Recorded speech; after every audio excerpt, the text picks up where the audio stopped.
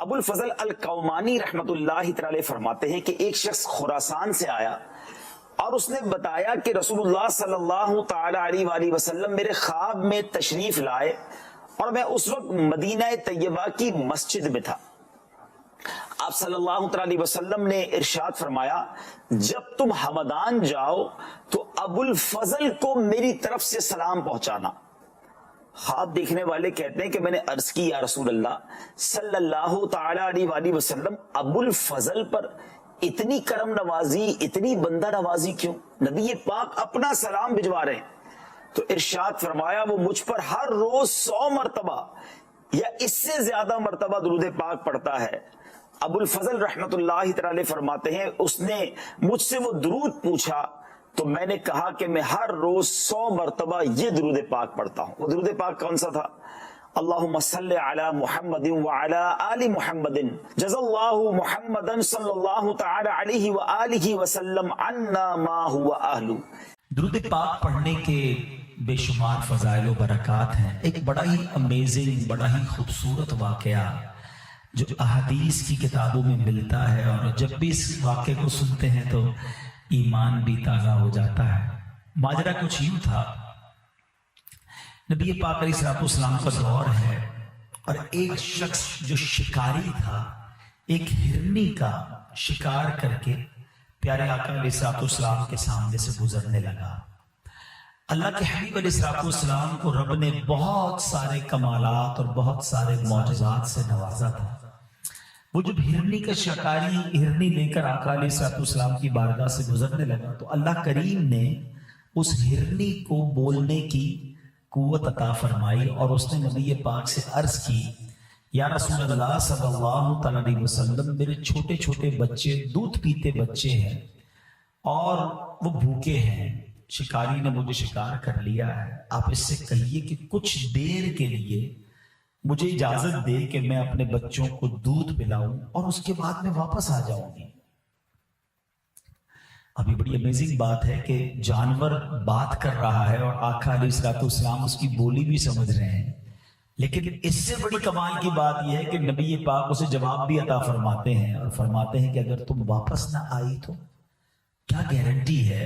کیونکہ نارملی دنیا میں یہ ہوتا ہے کہ کوئی چیز شکار کر لی جائے، اسے چھوڑ دے تو وہ بھاگ جاتا ہے، جانور یا پرندہ واپس تو نہیں آتا۔ مگر نبی پاک علیہ السلام کی بارگاہ میں وہ ہرنی عرض کرتی کہ حضور اگر میں واپس نہ آؤں تو مجھ پر اللہ پاک کی ایسی لعنت ہو جیسی اس شخص پر لعنت ہوتی ہے جس کے سامنے آپ کا ذکر کیا جائے اور وہ درود نہ پڑھے۔ حضور میں واپس نہ آؤں تو مجھ پر ایسی لعنت ہو کہ جو شخص نماز پڑھتا ہے اور پھر دعا نہ مانگے۔ نبی پاک علیہ السلام نے اس شکاری سے کہا کہ اس ہرنی کو چھوڑ دو، یہ تھوڑی دیر بعد واپس آ جائے گی۔ پہلے وہ شکاری حیران تھا کہ جانور میرا گفتگو ان سے کر رہا ہے، اچھا اس نے نبی پاک کو بھی پہچانا نہیں تھا، تو کہتا ہے اگر یہ واپس نہ آئی تو اس کی گارنٹی کیا؟ نبی پاک علیہ السلام نے فرمایا میں ضمانت لیتا ہوں یہ ہرنی واپس آئے گی۔ اللہ اکبر! یہ ہرنی کو شکاری چھوڑ دیتا ہے، دوڑتی ہوئی پہاڑ کے پیچھے چلی جاتی ہے، اور تاریخ نے یہ منظر پہلی بار دیکھا ہوگا کہ وہی ہرنی تھوڑی دیر بعد اپنے بچوں کو دودھ پلا کر واپس آتی ہے، گویا آ کر پھر سرنڈر کر دیتی ہے۔ یہ اتنا ہی خوبصورت واقعہ، یہ انسیڈنٹ جاری ہے، مگر بات اور خوبصورت کیا ہو جاتی ہے کہ جبریل امین اب حاضر ہوتے ہیں اور نبی پاک علیہ السلام کی بارگاہ میں عرض کرتے ہیں کہ حضور اللہ کریم آپ کو سلام ارشاد فرماتا ہے، اور ارشاد فرماتا ہے کہ میں آپ کی امت پر اس سے زیادہ مہربان ہوں جتنی ہرنی اپنی اولاد پر شفقت کرتی ہے۔ آپ کی امت کو آپ کی طرف اس طرح لوٹاؤں گا کہ جیسے یہ ہرنی آپ کی طرف لوٹ کر آئی ہے۔ میرے پیارے اسلامی بھائیو، یقین کریں میں آج کچھ اور بیان نہ کروں، صرف اس ایک واقعے کے جزیات پر بیان کرتا جاؤں، خوبصورتی پر بات کرتا جاؤں، میسجز پر بات کرتا جاؤں تو میرا بیان تو کمپلیٹ ہو جائے گا۔ چلیں ہم تھوڑا سا دوبارہ اس واقعے کے کچھ پوائنٹس چننے کی کوشش کرتے ہیں۔ فرسٹ آف آل کمال مصطفیٰ صلی اللہ علیہ وسلم کے جانور نبی پاک سے گفتگو کر رہے ہیں اور آقا جانوروں کی بولیاں بھی سمجھ رہے ہیں اور انہیں رپلائی بھی دے رہے ہیں. یہ اللہ نے کیسا کمال سرور کائنات علیہ الصلوۃ والسلام کو عطا فرمایا. دوسری بات, ایز اے گارنٹی اس ہرنی نے جو بات کی وہ بڑی یوں سمجھیے ہمارے لیے سبق آموز ہے کہ حضور اگر میں واپس نہ آؤں تو مجھ پر ایسی لعنت ہو جیسی اس پر لعنت ہوتی ہے جس کے سامنے آپ کا ذکر کیا جائے اور آپ پر درود نہ پڑے. یہ بڑی اہم بات ہے. نارملی ہم لوگ درود پاک پڑھنے کو بڑی فضیلت کی بات سمجھتے ہیں اور سمجھنا چاہیے, لیکن اس کو گرانٹڈ لے لیتے ہیں کہ پڑھ لیا تو ٹھیک ہے, نہیں پڑھا تو کوئی بات نہیں. ایسا نہیں ہے. بینگ اے مسلم, یہ ہم پر نبی پاک علیہ الصلوۃ والسلام کا حق ہے کہ امتی آقائے دو جہاں صلی اللہ تعالی علیہ وسلم پر درود پڑھے, اور اسپیشلی جب نبی پاک صلی اللہ تعالی علیہ وآلہ وسلم کا نام لیا جائے. آپ کے اور ہمارے سامنے جب آقا علیہ الصلوۃ والسلام کا نام لیا جائے تو تب درود ضرور پڑھنا چاہیے. تو اپنی عادت بنائیں کہ نبی پاک پر درود کثرت سے پڑھتے رہا کریں. اور دوسری بات جو اس نے کہی کہ حضور اگر میں واپس نہ آؤں تو ایسی لعنت جیسی اس پر ہوتی ہے کہ جو نماز پڑھے اور دعا نہ مانگے. یاد رہے کہ نماز کے بعد جو وقت ہے نا اسپیشلی وہ خاص قبولیت دعا کا وقت ہے. لیکن کچھ لوگوں کی عجیب عادت ہے, نماز پڑھیں گے دعا نہیں کریں گے بھاگ جائیں گے. حالانکہ رب کی رحمت دیکھیں دعا ایکچولی کیا ہے, اللہ سے مانگنا ہے. دنیا میں کس کو اچھا لگتا ہے کوئی مجھ سے مانگے اور بار بار مانگے؟ ہمیں تو مانگنے والا اچھا نہیں لگتا. کوئی ایک بار مانگ لے, کوئی دوست ہو قریبی ہو بندہ اس کی ہیلپ کر دیتا ہے, دوبارہ مانگے تو کہتا ہے پہلے تو دیا تھا اس کا کیا کیا, اور تیسری بار مانگے تو ہم کہتے ہیں اس کی تو عادت ہو گئی مانگنے کی, چوتھی بار تو موبائل ہی نمبر ہی بلاک ہو جاتا ہے. یہ ہے دنیا والے. مگر رب کی شان دیکھو, جو نہیں مانگتا رب اس سے ناراض ہوتا ہے, اور جو جتنا مانگتا ہے اللہ اسے اتنا پسند کرتا ہے. کیسی شان کریمی ہے میرے مالک کی. قرآن میں اس نے فرمایا نا ادعونی استجب لکم, تم مجھ سے مانگو میں تمہیں عطا کروں گا. مگر ہم لوگ مانگنے میں سستی کرتے ہیں, دعا مانگنے میں بھی کنجوسی کر رہے ہیں. حالانکہ الدعاء مخ العبادہ, حدیث پاک کے الفاظ ہیں دعا عبادت کا مغز ہے. تو پھر تو ہمیں کثرت سے دعا مانگنی چاہیے نا. تو پتہ چلا کہ دعا نہ مانگنے والے سے رب ناراض ہوتا ہے. اچھا پھر ایک اور کمال کی بات یہ ہے کہ اس ہرنی نے پیارے آقا علیہ السلام سے یہ نہیں عرض کی کہ حضور مجھے چھڑوا دیں, شکاری نے مجھے پکڑ لیا ہے. ماں چاہے جانور کی ماں ہو اس کو خیال اپنے بچوں کا ہی ہوتا ہے کہ حضور میرے بچے بھوکے ہیں, مجھے اجازت دلوائیں, میں اسے دودھ پلانا چاہتی ہوں. اور اب اگلی بات جو رب عز و جل نے ارشاد فرمایا کہ اے محبوب تمہارا رب تمہیں سلام ارشاد فرماتا ہے, اور یہ ارشاد فرماتا ہے کہ جیسے یہ ہرنی لوٹ کر آئی ہے رب فرماتا ہے تمہاری امت بھی تم پر لوٹا دوں گا. اس ہرنی کو اپنے بچوں سے جتنا پیار ہے رب تمہاری امت پر اس سے زیادہ بھی مہربان ہے. سبحان اللہ. یہ اتنی مہربانی ہم پر کیوں ہے؟ کیونکہ امتی کس کے ہیں؟ وہ ہمارے نبی, ان کے ہم امتی. امتی تیری قسمت پہ لاکھوں سلام, میری خوش قسمتی میں تیرا امتی. یقین کرے یہ ہم پر کرم بالائے کرم ہوا ہے. درود پاک جو ہے وہ کثرت سے پڑھنا ہے, اور بالخصوص جب نام مصطفیٰ صلی اللہ تعالی علیہ وسلم ہم زبان سے لیں یا سنیں اسے ضرور ہمیں درود پاک پڑھنا چاہیے. تو درود پاک ہماری زندگی میں ہمارے شیڈیول میں ضرور شامل ہونا چاہیے. اور دس از دا منتھ, یہ تو مہینہ ہے کثرت سے درود پاک پڑھنے کا. اس مہینے میں اتنے درود پڑھو کہ باقی مہینوں میں عادت ہو جائے. تو آئیے مل کر محبت کے ساتھ باآواز بلند درود پاک پڑھ لیجئے. صلو علی الحبیب صلی اللہ تعالی علی محمد صلی اللہ علیہ وسلم. ہمارے آقا علیہ السلام کا امت سے پیار ایک تو اس حدیث سے بھی پتہ چل رہا ہے کہ آقا بھی محبت کرتے ہیں, اور نبی پاک کی وجہ سے اللہ بھی اس امت پر بڑا مہربان ہے کیونکہ میرے محبوب کی امت ہے. اچھا محبت کا انداز کیا ہوتا ہے؟ سرکار علیہ السلام نے ہر موقع پر ہمیں یاد رکھا ہے. جی ہاں, نبی پاک جب دنیا میں تشریف لائے نا 12 ربیع الاول کا دن تھا, پیر کا دن تھا, صبح صادق کا وقت تھا. نبی پاک کی جب ولادت ہوتی ہے نبی پاک دنیا میں آتے ہی سجدے میں چلے گئے اور زبان سے رب حبلی امتی کی آواز ہے. صدا کیا ہے؟ اے اللہ میری امت میرے حوالے کر دے. اور پہلا سجدہ کس لیے ہے؟ امت کی یاد میں ہے. سیدی اعلیٰ حضرت فرماتے ہیں نا، پہلے سجدے پہ روز ازل سے درود، یادگاری یہ امت پہ لاکھوں سلام. رب حبلی امتی کہتے ہوئے پیدا ہوئے، حق نے فرمایا کہ بخشا الصلاۃ والسلام. ساری زندگی ہمیں یاد کرتے رہے. راتوں کو اٹھ اٹھ کر امت کے لیے دعائیں ہوتی، لمبے سجدے ہوتے، آنسو بہائے جاتے. معراج کی رات جب اللہ کی بارگاہ میں نبی پاک گئے، میں اور آپ کبھی مثال کے طور پہ ہمارا کوئی دوست ہو، ہمارا کوئی فیملی میں دوست ہو، جاننے والا ہو، رشتہ دار ہو، ہمیں کہے یار میرا یہ کام ہے، کبھی وزیر اعظم سے یا وزیر اعلیٰ سے بات ہو تو میرا یہ کام کروا دینا. اور ہماری اچانک کبھی ان سے ملاقات ہو جائے، ہمیں اپوائنٹمنٹ مل جائے، تو ادھر جا کر ہم کہتے ہیں پہلے میں اپنا کام تو کرا لوں، اس کی فائل تو بعد میں ذکر کریں گے. مگر دیکھو سرور کائنات علیہ الصلوۃ والسلام گئے رب کی بارگاہ میں، اللہ کریم کی بارگاہ میں گئے، وہاں بھی امت کو نہیں بھولے، ہمیں وہاں بھی یاد رکھا. مجھے ابھی پچھلے دنوں ایک صاحب نے میسج کیا کہ میں پودے لگانا چاہتا ہوں، کیا میں نبی پاک کے نام پر بھی پودے، ان کے اشارے ثواب کے لیے بھی پودے لگا سکتا ہوں؟ یا نارملی قربانی کے دنوں میں لوگوں کو یہ سوال ذہن میں آتا ہے کہ اپنے مرحومین کے اشارے ثواب کے لیے ہم قربانی کرتے ہیں، کیا نبی پاک علیہ الصلوۃ والسلام کے اشارے ثواب کے لیے بھی قربانی کرنی چاہیے؟ تو میں نے ان کو یہی پچھلے دنوں جواب دیا کہ دیکھو جب منا کا دن تھا، آقا نے زندگی میں ایک حج کیا ہے، جب اپنی قربانی کی تو امت کے نام کی بھی قربانی کی. نبی پاک نے اس وقت بھی جانور قربان کیا کہ یہ میری امت کی طرف سے ہے.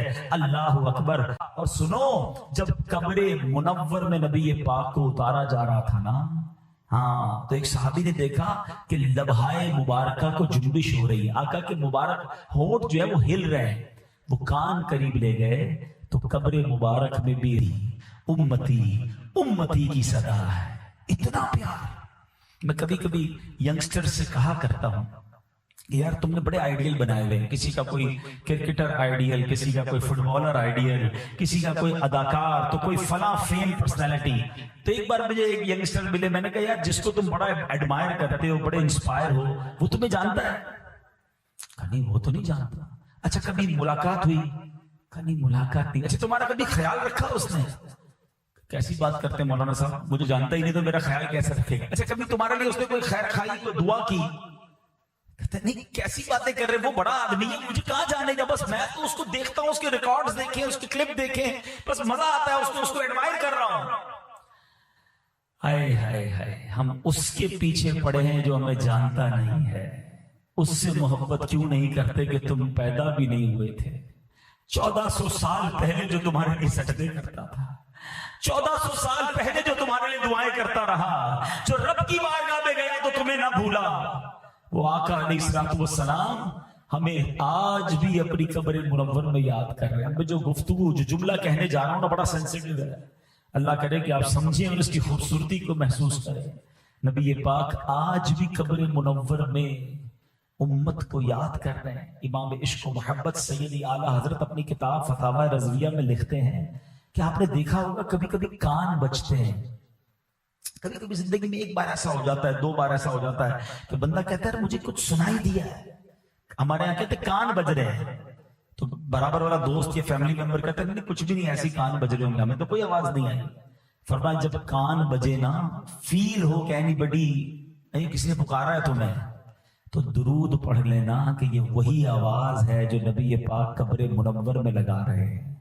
کبھی کبھی کسی کی روح سے جا کے وہ ٹکراتی ہے تو فوراً درود پڑھنا کہ یہ درود پڑھنا مستحب ہے. تو ایسے ہیں میرے آقا، بتاؤ ان سے کتنی محبت ہونی چاہیے. ان کی شفاعت، اللہ اکبر. اب میں آتا ہوں، یہ تو وہ مہربانیاں تھی جو انہوں نے اپنی حیات طیبہ میں کی.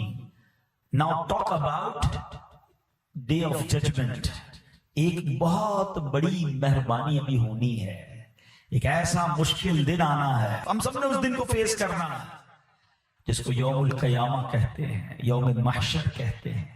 اور قرآن کریم فرقان حمید نے جا بجا ہمیں ریمائنڈ کروایا. بلکہ میں یہ سمجھتا ہوں کہ مجھے اور آپ کو یہ دن بھول نہ جائے. کیا زبردست سسٹم بنا دیا کہ ہم ہر نماز کی ہر رکعت میں نارملی پڑھتے ہیں سورہ فاتحہ. ایسا ہی ہے. اور اس میں کیا پڑھتے ہیں؟ الحمدللہ رب العالمین الرحمن الرحیم مالک یوم الدین، یوم جزا کا مالک۔ وہ یوم الدین کیا ہے؟ یہ کس دن کی بات ہو رہی ہے؟ فرمایا کہ قیامت کے دن کا مالک۔ ہر نماز میں تمہیں یاد رہے کہ ایک دن آنا ہے، ایک ڈے آف ججمنٹ ہے جس دن تمہیں جواب دینا۔ اور محشر کا دن کیسا ہوگا؟ اتنی صورتیں اگر قرآن پڑھیں تو پتہ چلے نا کہ قرآن پاک میں تو باقاعدہ قیامت کے دن کا نقشہ سینیریو بتایا گیا۔ یعنی اگر بندہ غور سے قرآن پڑھے، اس کا ترجمہ تفسیر ذہن میں رکھے تو اس کے سامنے ایسا لگے گا قیامت طاری ہو رہی ہے۔ قرآن سورہ قاریہ میں کیا کہتا ہے؟ بسم اللہ الرحمن الرحیم، القارعۃ ما القارعۃ وما ادراک ما القارعۃ۔ قارعہ کیا ہے؟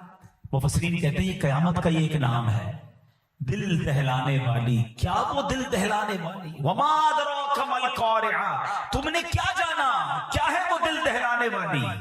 اچھا، یہ قرآن کا بڑا خوبصورت اسٹائل ہے، بہت پیارا اسلوب ہے۔ whenever Quran trying to emphasize something، قرآن جب یہ چاہتا ہے کہ لوگ غور سے سنیں تو قرآن پاک خود کوسچن کریٹ کرتا ہے۔ ایسا ہی اسلوب آپ کو ملتا ہے سورہ قدر میں، اِنَّا أَنزَلْنَاهُ فِي لَيْلَةِ الْقَدْرِ وَمَا أَدْرَاكَ مَا لَيْلَةُ الْقَدْرِ۔ تم نے کیا جانا ليلۃ القدر کیا ہے؟ پھر قرآن خود ہی بتاتا ہے لَيْلَةُ الْقَدْرِ خَيْرٌ مِّنْ أَلْفِ شَهْرٍ، ليلۃ القدر 1000 مہینوں سے بہتر ہے۔ یہی اسلوب قرآن نے یہاں اپنایا، وَمَا أَدْرَاكَ مَا الْقَارِعَةُ، تم نے کیا جانا قارعہ کیا ہے۔ ناؤ قرآن ڈیفائننگ واٹ از قارعہ، what is day of judgement, قرآن خود بتاتا ہے۔ پہلے قرآن نے 2 آیتوں میں بتایا سینیریو کیا ہوگا، حالات کیا ہوں گے۔ قرآن فرماتا ہے یوم یکون الناس کالفراش المبثوث وتکون الجبال کالعہن المنفوش۔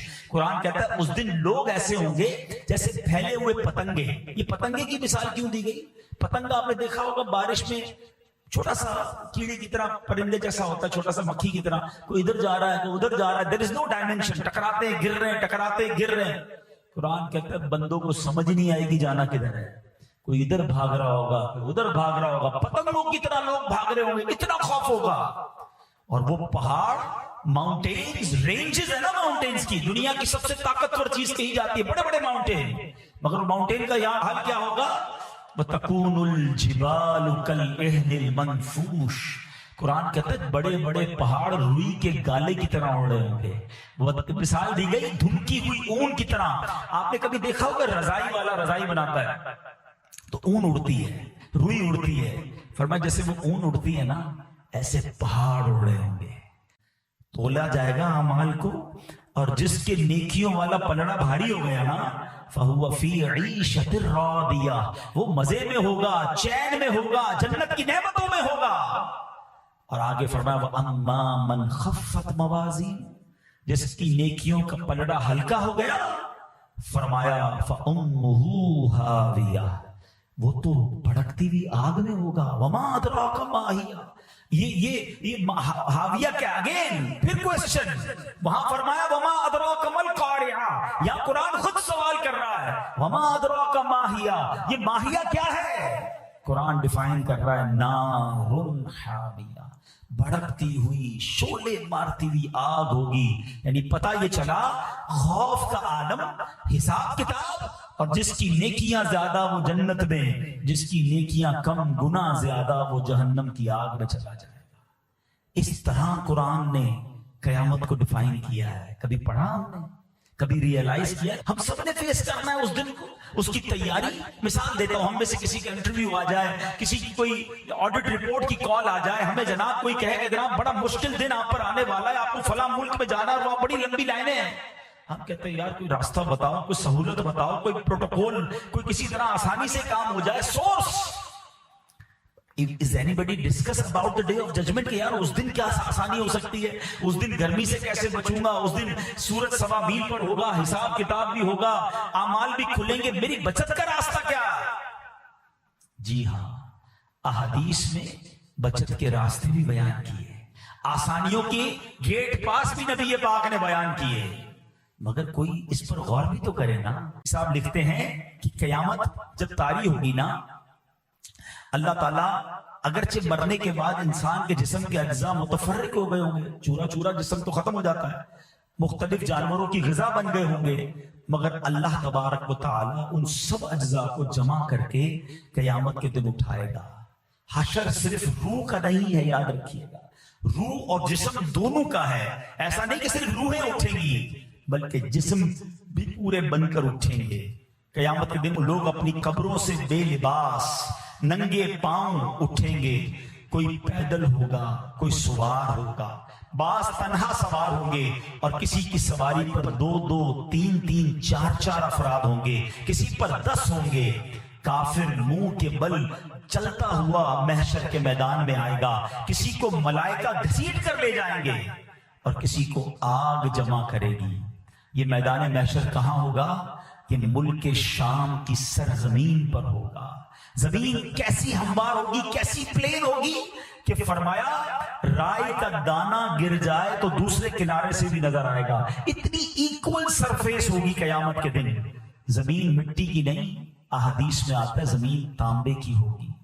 آفتاب سورج 1 میل کے فاصلے میں ہوگا، آج کروڑوں میل دور ہے، ہم جون جولائی کی گرمی برداشت نہیں کر سکتے۔ ڈے آف ججمنٹ 1 میل پر سورج ہوگا۔ اب فرمایا کہ اب یہاں پر کیا ہوگا کہ اب لوگوں کی تو گرمی کا عالم کیا ہوگا کہ بھیجے، بتایا کتابوں میں لکھا کہ دماغ کھولتا ہوگا گرمی سے، پیاس کے مارے زبانیں باہر آ جائیں گی، اتنا پسینہ بہے گا کہ کسی کے ٹخنوں تک، کسی کے گھٹنوں تک، کسی کی پیٹھ تک، اور گناہگار تو اپنے پسینے میں ڈبکیاں کھا رہے ہوں گے۔ اور اسی تکلیف میں میرے پیارے اسلامی بھائیوں کئی دن گزر جائیں گے، پھر اس کے بعد لوگ کہیں گے کچھ بھی ہو ہمارا حساب تو شروع ہو، اور اب یہ آپس میں مشورہ کریں گے، کئی سال اس طرح گزر جائیں گے۔ اب مشورہ کریں گے کہاں جائیں، کس سے بات کریں۔ اب یہ اہل محشر آپس میں مشورہ کریں گے کہ حضرت آدم تو سب کے باپ ہے نا، ابو البشر ہیں، چلو آدم کے پاس چلتے ہیں۔ اہل محشر مل کر حضرت آدم علیہ السلام کے پاس جائیں گے، پہلے حضرت آدم کے فضائل بیان کریں گے کہ آپ ابو البشر ہیں، دنیا میں سب سے پہلے آپ تشریف لائے، مرتبہ نبوت سے اللہ نے سب سے پہلے دنیا میں آپ کو سرفراز فرمایا، حضور آج کرم کیجئے، اس مصیبت سے نجات دلائیے، اللہ کی بارگاہ میں سفارش کیجئے۔ حضرت آدم علیہ السلام کہیں گے کہ آج میں تمہاری کوئی مدد نہیں کر سکتا، مجھے تو خود اپنی جان کی فکر ہے۔ رب عز و جل نے ایسا غضب فرمایا ہے کہ پہلے کبھی ایسا غضب نہیں فرمایا، تم کسی اور کے پاس جاؤ۔ وہ کہیں گے حضور ہم کس کے پاس جائیں، آپ تو بتائیں۔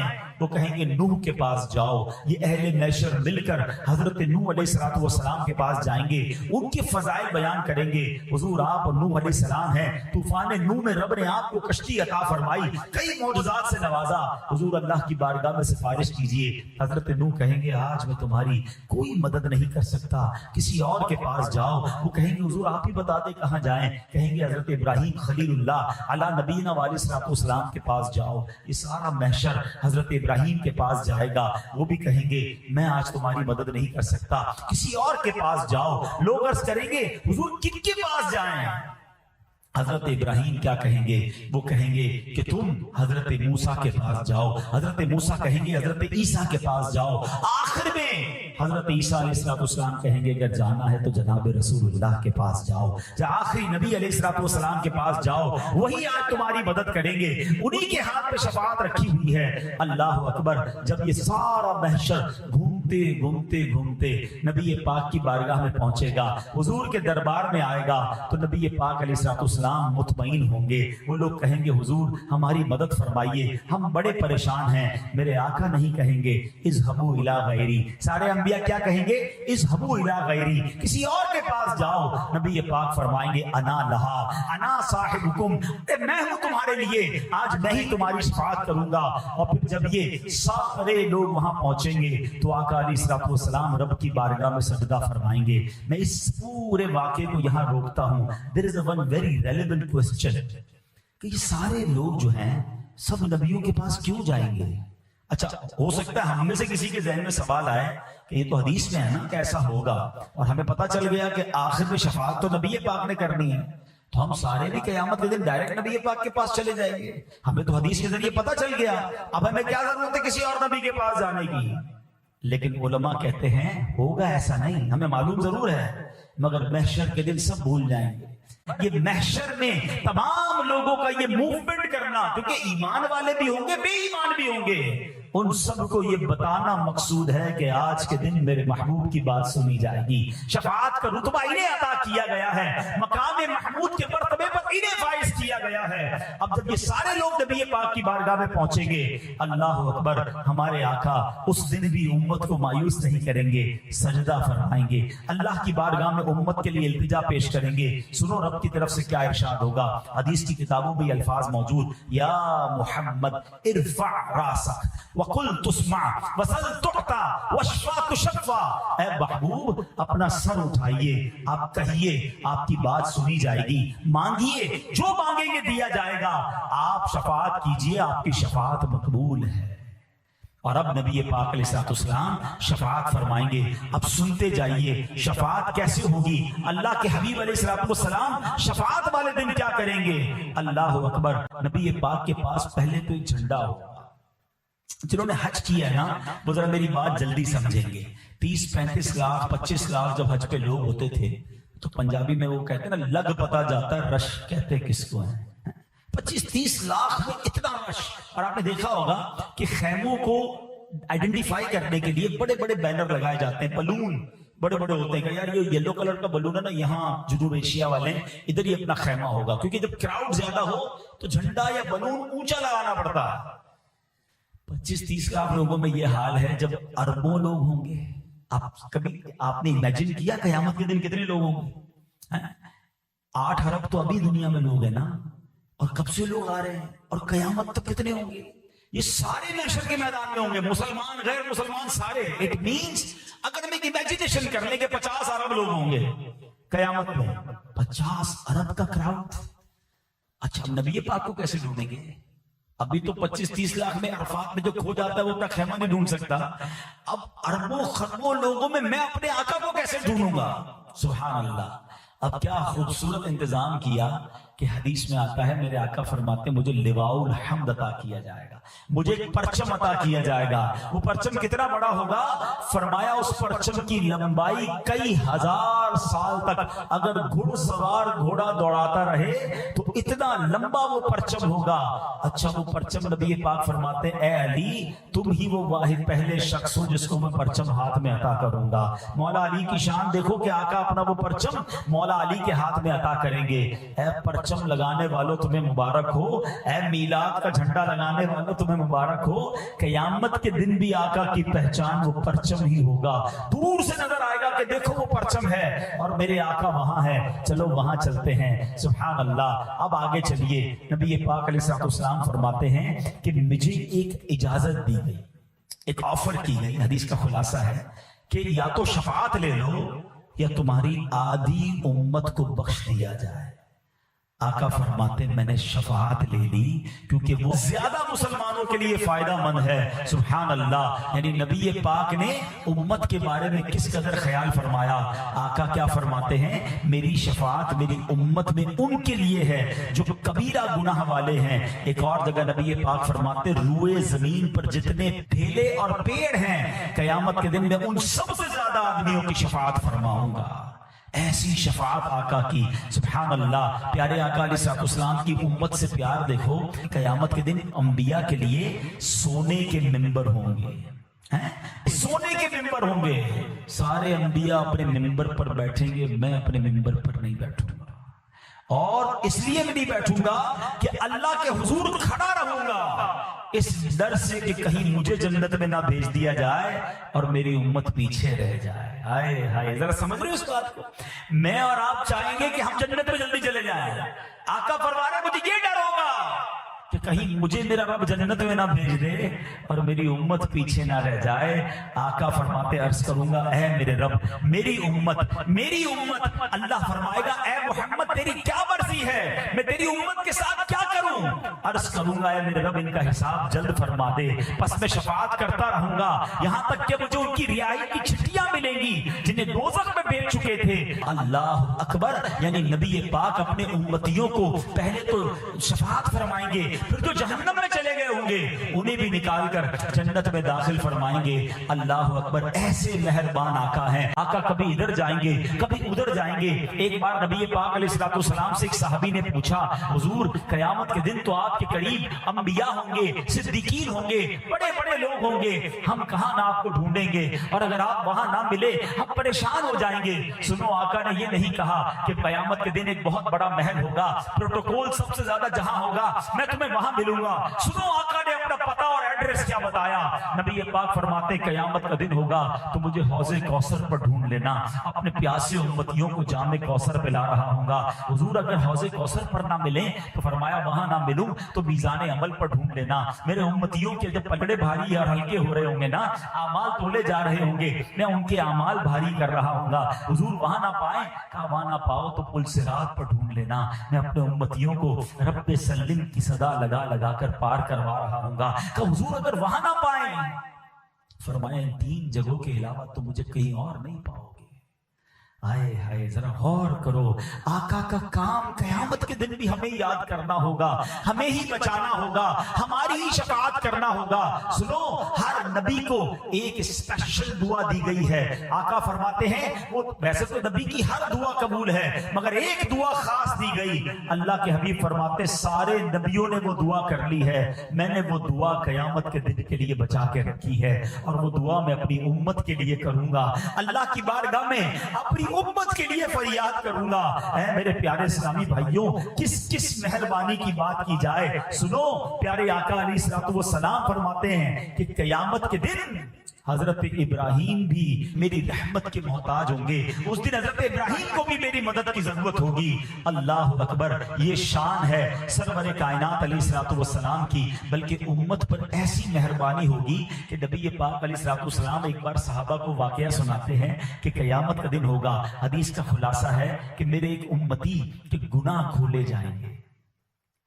اچھا، گناہ کھولے جائیں گے تو وہ ڈرنے لگے گا، لیکن اس کے چھوٹے چھوٹے صغیرہ گناہ کھولے جائیں گے، وہ ڈر رہا ہوگا کہ میرے تو بڑے بڑے کبیرہ گناہ بھی ہیں۔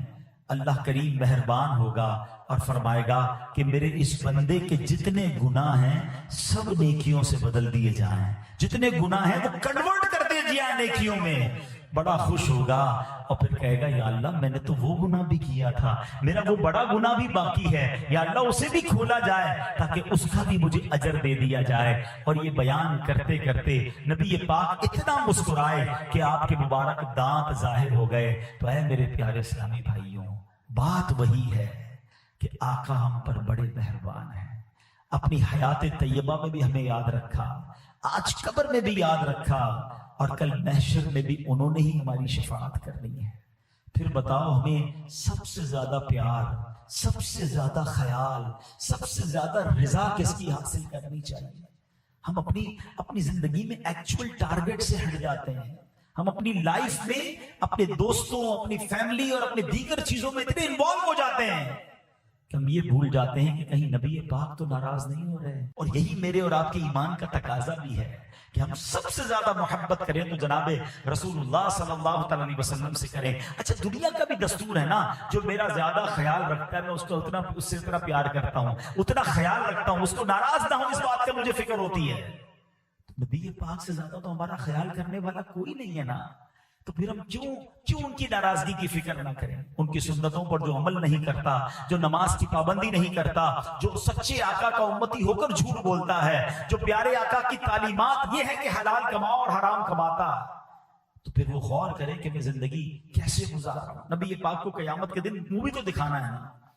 تو بہرحال پیارے آقا سے محبت کا تقاضا یہ ہے، قیامت کے دن انہی کی تو شفاعت لینی ہے، تو ان کی رضا والی زندگی گزاری جائے، سنتوں کے مطابق زندگی گزاری جائے، نمازوں کی پابندی کی جائے، تو انشاءاللہ نبی پاک ضرور مہربان آقا قیامت کے دن ہماری شفاعت بھی کریں گے اور ہمیں اپنے ساتھ جنت میں لے جائیں گے۔ سنت کی بڑی اہمیت ہے، یاد رکھیے گا۔ آقا فرماتے ہیں فمن رغب عن سنتی فلیس منی، جس نے میری سنت سے منہ موڑا وہ ہم میں سے نہیں۔ اگر سنت کے بغیر زندگی گزرتی رہی اور آقا نے قیامت کے دن فرما دیا کہ میں نے تو کہا تھا جس نے سنت سے منہ موڑا وہ ہم سے نہیں، پھر ہم کہاں جائیں گے؟ تو ہمیں سنت کا دامن تھامنا ہے، زندگی سنت کے مطابق گزارے، اور سنت کے مطابق زندگی ڈیفیکلٹ نہیں کرتی، زندگی آسان ہو جاتی ہے اور برکت والی ہو جاتی ہے. تو الحمدللہ ایسی پیاری باتیں دعوت اسلامی کے ماحول میں سکھائی جاتی ہیں. ایسے بیانات آپ بار بار سنتے رہیں گے تو محبت رسول میں بھی اضافہ ہوگا اور انشاءاللہ نیکیوں پر عمل کرنے کا جذبہ بھی بیدار ہوگا.